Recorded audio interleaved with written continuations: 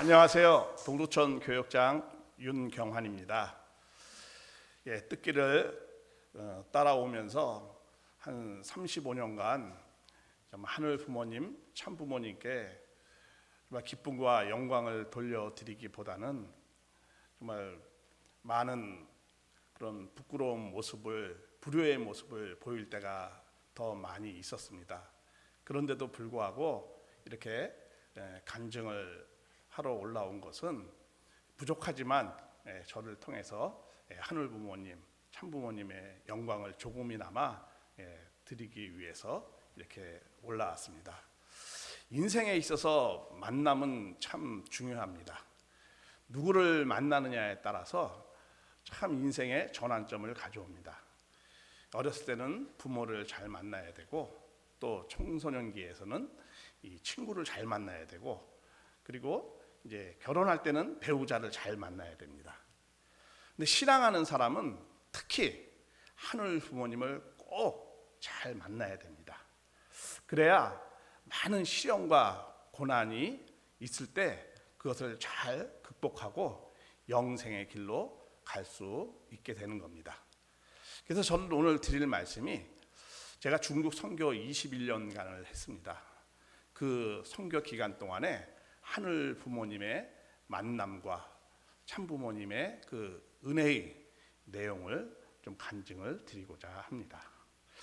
저는 1985년도에 통일교 입교를 했습니다. 근데 입교하기 전에 제가 한 2, 3년간 그 JMS라는 그 정명석 씨가 대표로 있는 교단에서 한 2, 3년간 열심히 초창기에 활동을 했습니다. 그때가 대학교 1학년 때였습니다. 그래서 열심히 했는데 그것이 거짓이 내용이 너무 많았고, 그리고 또 정명석 씨의 그 많은 그 부도덕한 윤리적 문제를 많이 알게 되었습니다. 그래서 제가 거기서 신앙을 하지 못하고 제가 방황하는 기간이 있었습니다. 그래서 그때는 제가 구리 수택동에서 이제 학교도 그만두고 조그만 완구점 가게를 했습니다. 그래서 거기서 하면서 정말 신앙생활을 하던 사람이 신앙을 멈추니까 많은 정말 심령적으로 곤고함이 엄청났습니다. 그리고 인생도 정말 자포자기하고 대학도 그만두고 그런 아주 어려운 가운데서 제가 한 7개월 정도를 보내고 있었는데, 제가 낮에 잠시 이렇게 몽시를 꿨는데 그 참부모님이 나타나는 몽시였어요. 그 내용은 뭐였냐면은 그 JMS의 그 정명석 씨가 저에게 이렇게 뱀을 이렇게 던져서요, 독사의 뱀을. 그래서 제가 그것이 발등에 물려가지고 막 죽게 되었을 때 제가 기도를 했어요. 하나님한테 살려달라고. 그랬더니 아버님께서 그때 그 원리강론 그 표지에 나오는 그 모습을 하시고 나오셔가지고 제 발등에 입을 대고 독을 빨아줬어요. 그래서 제가 하나님 앞에 감사의 말씀을 막 드리면서 제가 깼어요. 그러면서 제가 민수기 21장 7절에서 8절의 생각이 딱 스쳐갔어요. 그 내용이 뭐냐 하면은 이스라엘 민족이 불신을 했을 때 이제 불뱀이 나와서 막 물려 죽이잖아요. 그럴 때 모세가 노뱀을 들면서 이것을 보는 자는 다 살리라, 이런 말씀이 딱 순간에 제가 스쳐 지나갔어요. 그래서 제가 이게 참부모님을 너무 불신하니까 내가 이렇게 영적으로 죽어가고 있는 것을 하늘에 아시고 저에게 뭔가 계시를 주신 것 같다, 이런 생각이 들어가지고 제가 마침 제가 완구정을 조그맣게 하고 있는 그 가까운 곳에 구리 남부교회가 있었어요. 그래서 거기에 가가지고 제가 목사님하고 상담을 하면서 말씀을 한 달간 들으면서 목욕제기 하면서, 그러면서 제가 깨달았어요. 제가 참부모님을 불신하니까 저에게 그 탕감을 통해서 이렇게 하늘에서 찾아오시는구나, 이런 생각을 깨달았어요. 그 전에는 제가 신학적으로 하면 신종론이에요. 그것에 고민이 있었어요. 뭐냐면은 제가 신앙생활을 열심히 했는데 왜 하나님은 나에게 이런 엉뚱한 곳에서 고생을 시켰는가? 정말 하나님의 의로움은 무엇이었는가? 이런 것에 제가 많은 고민도 하면서 하늘을 원망했었어요. 그런데 참부모님이 아버님이 그렇게 나타나셔서 저에게 사랑으로 이렇게 감싸 주었기 때문에 제가 다시 신앙의 출발을 했어요. 그래서 다시 결의하고 그래서 일주일 금식을 하고 그래서 마음 정리를 다 하면서 85년도 9월 달에 입교를 해서 새롭게 신앙의 출발을 했습니다. 그래서 다시 1년간 말씀을 열심히 공부를 했어요. 그래 가지고 이제 86년도에 이제 전도를 수원으로 제가 떠났어요. 전도사 발령을 받고. 그리고 이제 거기서 어느 정도 이제 활동도 하고 실적도 있고 그러고 난 다음에 이제 88년도에 제가 사랑하는 아내 일본 여성 식구 다무라 히로미 씨하고 6,500상 축복식 때 이제 축복을 받았습니다. 그리고 축복을 받고는 또 이제 천안에 가서 이제 임지 활동을 했어요. 그래서 거기서 한 2년간 활동해가지고 한 30명 이상 또 전도를 했어요. 그러고 난 다음에 이제 서울에 와가지고 88년도 말부터 그래가지고 서울에 있는 모든 각 대학을 제가 다 다니면서 이 전도를 했어요. 그래서 한 사람을 세우면은 또 그 다음 대학교에 가고 제가 이화 여자 대학교 가서도 전도를 했어요. 그 여자 대학에 들어가서도 그래서 그 여자는 지금 체코에 교회장 사모하면서 일을 하고 있는 분이 있습니다. 그러니까 계속 모든 각 대학에 다니면서 전도를 해서 사람이 세워져서 이제 어느 정도 이제 서울에도 기반이 된 다음에 제가 90년도에 이제 중국 선교를 떠나게 되었습니다. 그래서 그때가 한 6월 달쯤이었어요. 그래서 이제 그때 중국 선교를 떠나라는 말씀이 있어가지고 사실 약간의 고민을 했어요. 왜냐하면 사실 그때 상황에 중국이 어떤 상황이에요? 한국하고 수교도 되지 않은 상황이고 공산국가고 또 통일교는 승공활동을 많이 했기 때문에 어떤 적대적 그런 단체거든요. 그런 데를 가서 선교한다라는 거는 이건 사실 상상하기 어렵고 사실 목숨을 내걸고 생사를 걸어야 되는 그런 상황이었었어요. 그렇지만 저는 그래도 그때 참 제가 지금도 그렇고 중요하게 생각하는 내용이 하나 있습니다. 저는 이 원리의 말씀을 제 목숨보다도 귀한 가치롭게 생각을 하고 있어요. 그래서 저의 모든 그 생애의 가장 이상적인 삶은 말씀을 전하는 것이라는 그런 신념을 갖고 있습니다. 그리고 또 저는 어떤 참부모님의 명령이 있다 하더라도 절대로 저는 순종하는 마음으로 가겠다라는 그 신앙적 그 기준을 갖고 있었습니다. 그래서 정말 오직 하늘만 믿고 중국을 출발을 했습니다. 근데 중국은 그때 수교가 되지 않은 곳이었기 때문에 비자를 내주지 않았어요. 그래서 일본에 가서 비자를 받아가지고 이렇게 북경으로 들어갔습니다. 그래서 경비도 그때 선교 활동 경비도 제가 지하철을 한 3주 정도 타면서 한 2만 불을 모금을 했어요. 전철에서. 그래가지고 그걸 경비를 갖고 북경에 갔었습니다.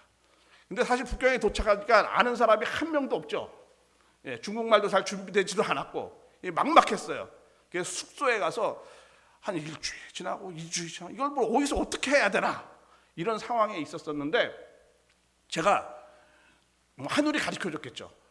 기독교 조선족의 모임에 그런 지하교회가 있다는 거예요. 활동하는 데가. 거기를 들었어요. 그래서 저희가 거기를 이제 예배를 드리러 갔어요. 근데 거기는 정말 젊은 사람들도 많이 있었어요. 그리고 또 지방에서 올라와서 북경에서 공부하는 학생들도 있었고, 그래가지고 거기서 이제 그 학생들하고 교류하면서 제가 이제 그 성경 말씀도 공부하고 하면서 원리를 전하면서 전도하기 시작했어요. 그래가지고 제가 한 6개월 만에 제 숙소에 거의 한 30여 명 가까이 예배를 드렸었어요. 그래가지고 그 사람들이 이제 94년도에 36만 쌍 때 축복을 한 20여 명 받았습니다. 그래가지고 그것이 이제 출발이 돼가지고 북경에다 95년도부터 이 남학생 학사하고 여학생 학사를 이제 운영하기 시작했어요. 그렇게 해가지고 이제 97년도 이제 4천만 쌍 때 그때 120명을 제가 그 축복을 받게 했습니다. 그래가지고 그 대상자들은 이제 일본에 있는 카푸하고 이제 신앙 2세들하고 이제 120쌍이 축복을 받았죠. 그리고 그 다음 해에 1억 2천만 쌍 때에도 한 100명 이상이 축복을 받게 되었습니다. 그렇게 해가지고 이제 그걸 토대로 해가지고 이제 그때부터 이제 본격적으로 각 지방에 이제 개척을 내보내게 되었어요. 그래서 심양, 대련, 상해, 광주 뭐 이렇게 쭉 내보내서 한 10여 곳 이상을 이제 2명 이상씩 해가지고 이제 임지 활동을 이제 내보냈습니다. 예, 그렇게 하면서 이제 본격적으로 이제 축복 활동을 하고 전도 활동을 하면서 정말 한 해에 거의 100명씩 이렇게 전도를 했어요. 그래가지고 제가 2013년도에 중국에서 한국으로 비자가 끊어지면서 나왔습니다. 그때 축복을 받은 사람이 한 800쌍까지 받았어요. 그리고 그때 학생들이었어요, 대부분이. 그리고 이제 500쌍 정도는 가정이 이제 순조롭게 이제 출발을 하고, 그리고 이제 전도소가 이제 한 지하교회가 한 12개 정도 그렇게 이제 활동을 했습니다. 그래서 정말 은혜롭게 활동을 했는데, 그때 참부모님이 이런 말씀이 있어요. 어떤 한 나라가 기반을 잡으려면은 보통 7년간은 계속 말씀을 해야 된다는 거예요. 그래서 한국도 초창기에 유효원 협회장님이 7년간 밤낮 없이 그 불편한 몸을 부릅쓰고도 계속 강의를 하셨다는 거예요. 그래서 한국이 이게 기초가 다져졌다, 이런 말씀을 제가 본 적이 있습니다. 그래서 저도 정말 7년간 거의 외출도 안 하고 매일 밤낮 없이 7년간 강의를 했어요. 뭐 맨투맨으로 하던가 아니면은 또 방학 때 되면은 한 15명에서 20명 인민 아파트가 이제 한 20평 되는 곳에 정말 허름해요. 근데 거기에 한 번 수련하면은 한 15명에서 20명이 거기서 숙식을 하면서 나가지도 못하고, 왜냐면 나가면은 함부로 나가면 이게 이제 공안에 걸릴 수가 있으니까 아주 조심조심 하면서, 그러나 내적으로는 굉장히 뜨거웠어요. 그렇게 해가지고 방학 때 되면 한 3차례 이상씩 이렇게 수련도 해가면서, 물론 뭐 일체 찬송은 못하고 아주 조용하게, 그리고 오직 저만 강의하는 거예요. 제 소리만 들리는 거죠. 예, 그렇게 해가지고 강의를 해서 그때 그렇게 97년도, 8년도 해마다 100여 명씩 이상 이렇게 미혼 축복을 바쳤던 그런 내용이 있었습니다. 예, 그렇게 한 그런 아주 정말 많은 은혜가 있었는데, 정말 은혜가 있으면 또 시련도 온다고, 예, 참 뭐 많이 어려움도 좀 있었어요. 사실 제가 이제 98년도에 지방에 파송을 내 보내면서 이제 순회도 했었어요. 근데 한 번은 대련에서 말씀 수련을 하고 난 다음에 거의 이제 끝났어요. 끝났는데 다행히 끝나고 학생도 별로 없었는데 갑자기 아침 새벽에 7시에, 뭐 새벽까지는 아니지만 갑자기 들이닥쳤어요. 그래서 저는 그냥 옷장에 가서 얼른 숨어가지고 이제 그런 적도 있었고, 또 북경대학 앞에 전도서를 꾸려서 전도할 때는 막 강의를 하고 있는데 공안이 또 갑자기 들이닥쳤어요. 그러니까 우리 그 말씀 배우고 있는 여학생이 정말 성령의 지혜가 함께 해가지고 뭐라고 얘기를 하냐면, 우리 지금 한국말 공부하고 있는 거라고 이렇게 해가지고 위기를 모면할 때도 있었고, 그리고 또 아주 어려웠던 것은 우리 북경 책임자, 지금 일본에 있는 이병남 씨라고 있는데, 그분이 이제 탈북자를 좀 도왔어요. 그런데 이제 그 사람하고 제가 이제 만나기로 했는데 이 사람이 오질 않는 거예요, 약속 시간에. 그래서 한두 시간 기다리다가 이제 집으로 돌아왔어요.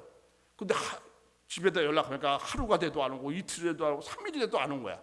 근데 4일째 저한테 전화가 왔어요. 좀 풀이 죽어가지고 어디 있었었냐고. 그러니까는 저 만나러 이렇게 길에 걸어오는데 갑자기 안전부 사람이 3사람이 자기를 탁 옆에서 잡고 안대를 딱 씌우고 어디론가 막 1시간 동안 가더래. 그래가지고 보니까 뭐 어두컴컴하건데 거기서 추조를 받았다고 그러더라고요.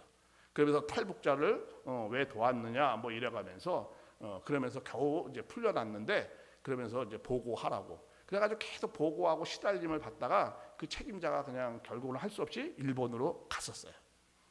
근데 또 후임자도 또 활동을 하다 또 갑자기 잡혀가지고 어디다가 살아났어요. 그래가지고 또 그 사람도 할 수 없이 또 이제 일본에 가게 됐고, 그러면서 굉장히 긴장된 사실 활동을 했습니다. 저도 그래서 어떤 습관이 있냐면 가끔 이렇게 제가 이렇게 뒤를 이렇게 돌아봐요. 혹시 나 갑자기 이렇게 길 가다가 이렇게 돌아봅니다. 누가 갑자기 또 날 또 잡아가는 거 아닌가 해가지고. 그 옛날에 우리 그런 거 있었잖아요. 공안 정치 시대에 소리 없이 갑자기 남산 데리고 가는 거. 예. 중국은 지금도 그런 게 행하고 있어요. 예.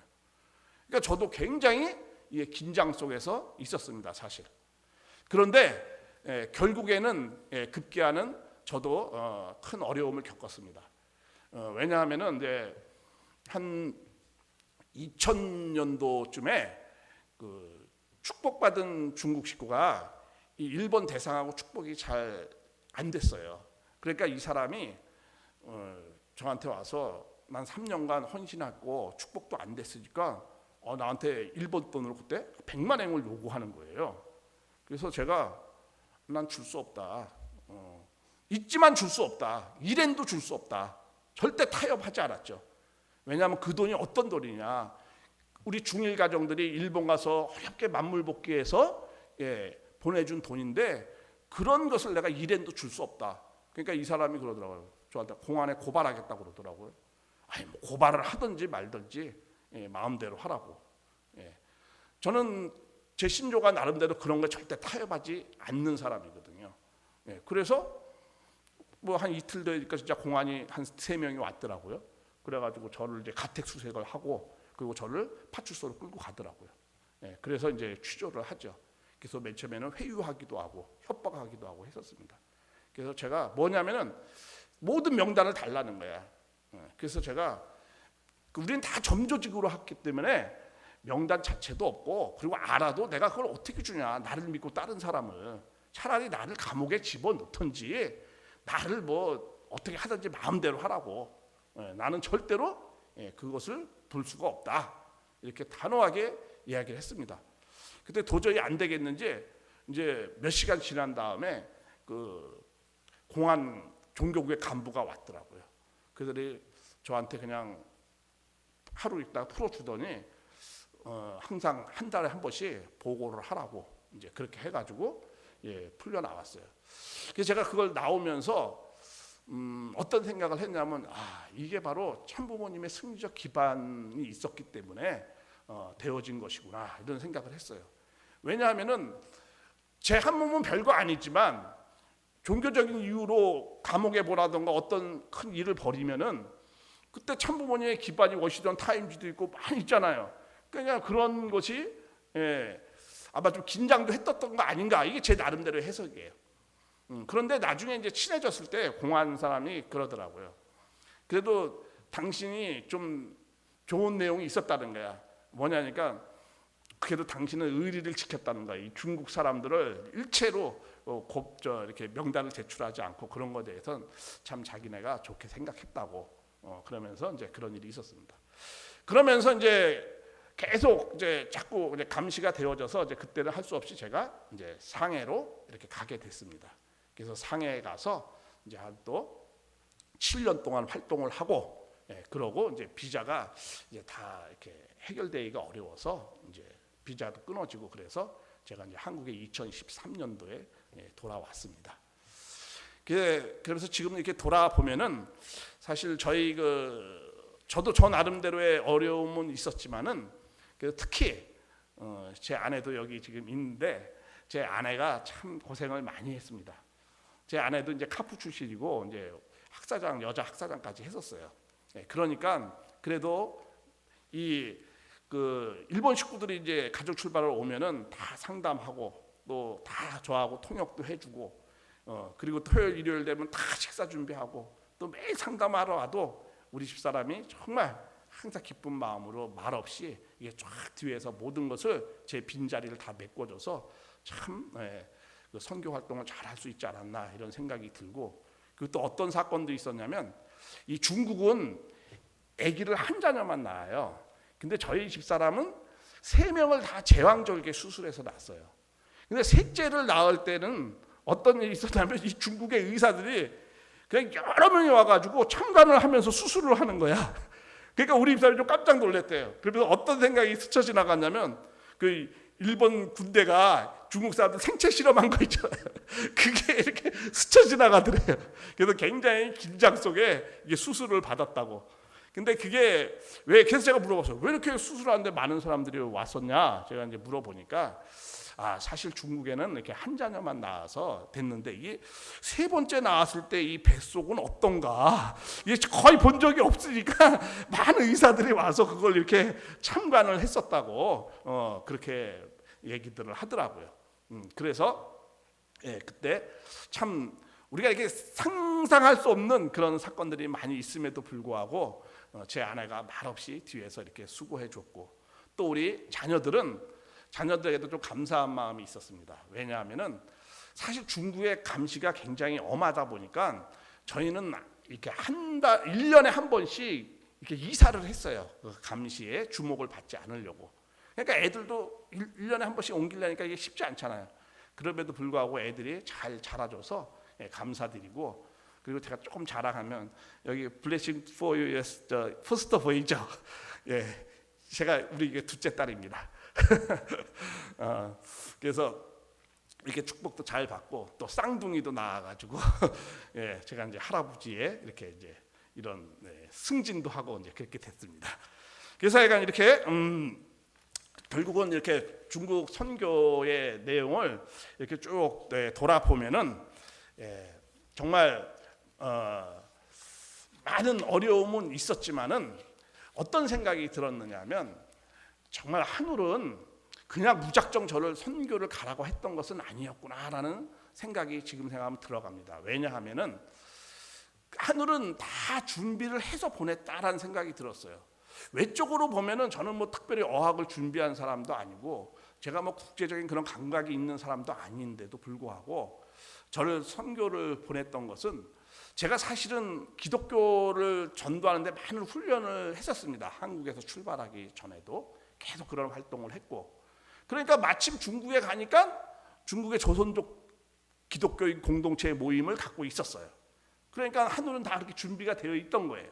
그러니까 제가 전도하는 데 있어서 굉장히 참 처음에는 어려웠지만 이렇게 수월하게 할 수 있었던 것이 아니었는가, 이제 이렇게 생각이 되어집니다. 그래서 하늘은 항상 먼저 미리 이렇게 잘 준비하고 계획하고 계시는구나라는 생각이 들었습니다. 그래서 제가 좋아하는 성경 구절이 하나 있습니다. 시편에 나오는 성경 구절입니다. 23편 1절인데요. 특히 우리 이게 한국에 나와 있는 가정을 꾸리면서 성경 활동하고 있는 우리 선교사님들하고 같이 한번 좀 읽어보고 싶습니다. 훈독하고 싶습니다. 여호와는 나의 목자시니 내게 부족함이 없으시도다. 그가 나를 푸른 풀밭에 누이시며 쉴 만한 물가로 인도하시는도다. 내 영혼을 소생시키고 자기 이름을 위하여 의의 길로 인도하는 시는도다. 내가 사망의 음침한 골짜기를 달릴지라도 해를 두려워하지 않을 것은 주께서 나와 함께 하심이라. 주의 지팡이와 막대기가 나를 안위하시니라. 그렇습니다. 우리가 어디를 가든지 하늘은 우리와 동행을 합니다. 저는 일본 식구들이 여기 와서 특히 선교사님들, 또 다른 외국에서 오신 선교사님들 가정을 꾸리면서 많은 어려움과 고난이 있을 거라고 생각합니다. 그러나 우리는 믿어야 됩니다. 하늘이 우리에게 분명한 계획을 갖고 하늘 부모님, 참 부모님이 보냈습니다. 그냥 보냈겠어요? 절대 그렇지 않습니다. 그리고 항상 우리에게는 하늘 부모님이, 참 부모님이 동행합니다. 그것을 우리는 꼭 믿어야 됩니다. 그렇게 되어진다면 우리가 반드시 믿음의 승리자가 다 되리라고 생각이 되어집니다. 유실론 실존주의 철학자는 키르케고르는 이런 말을 했습니다. 절망의 반대말은 희망이 아니라 신앙이다, 이런 말씀을 했습니다. 그렇습니다. 우리가 많은 어려움과 고난이 있을지라도 우리가 하늘을 대면하고 하늘을 만난다면은 그 어떤 어려움도 다 희망으로 우리가 바꿀 수 있으리라고 생각이 되어집니다. 예, 그래서 저는 이제 또 한국에 오면서 많은 그런 준비를 좀 했습니다. 사실 제가 어떤 준비를 했느냐면요, 특히 한국에는 중심 종교가 이제 기독교입니다. 우리가 기독교를 극복하지 않고는 천일국에 안착이 사실 간단치 않습니다. 그래서 저는 기독교의 이 선교를 전도를 위해서 제가 동두천 교회에 심우하면서 기독교인에게 원리를 쉽게 전할 수 있도록 성경으로 본 하나님의 섭리하고 또 요한계시록을 통해서 잘 하나님의 참부모님의 생애노정을 잘 전하기 위해서 제가 이런 교재도 준비하면서 지금 동두천 교회에서 열심히 목회도 하면서 준비를 하고 있습니다. 그래서 좀 말씀을 마무리하면서 우리 식구님들에게 다시 한번 좀 당부드리고 싶습니다. 저희가 참부모님을 만나기 전에는 정말 저희들의 삶은 땅만 보고 정말 나뭇잎만 먹는 그런 애벌레와 같은 정말 육적 생활만을 중심 삼고 했습니다. 그러나 이제 우리 참부모님을 만났습니다. 그래서 우리 애벌레 안에 나비가 있듯이 우리 육신 안에 뭐가 있어요? 영인체가 있어요. 속사람이 있습니다. 그래서 우리가 이제는 정말 나비와 같이 꿀을 먹으면서 나뭇잎만을 갉아먹는 것이 아니고 하나님의 말씀, 꿀과 같은 말씀을 먹으면서 정말 이 땅에 이 세상을 꽃밭화하고 정말 아름답게 정말 동산의 노래 가사처럼 그렇게 세상을 꽃밭화하는 우리가 정말 희망의 메신저가 다 되어졌으면 좋겠습니다. 그래서 저도 또 마지막으로 제가 반드시 이 기독교인들, 특히 기독교인들에게 너희들 지금 주님 메시아요 재림주요 참부모님이 오셨는데 뭐 하고 있느냐 라면서 소리치고 분연하게 일어나면서 외쳐서 나아가겠습니다. 감사합니다.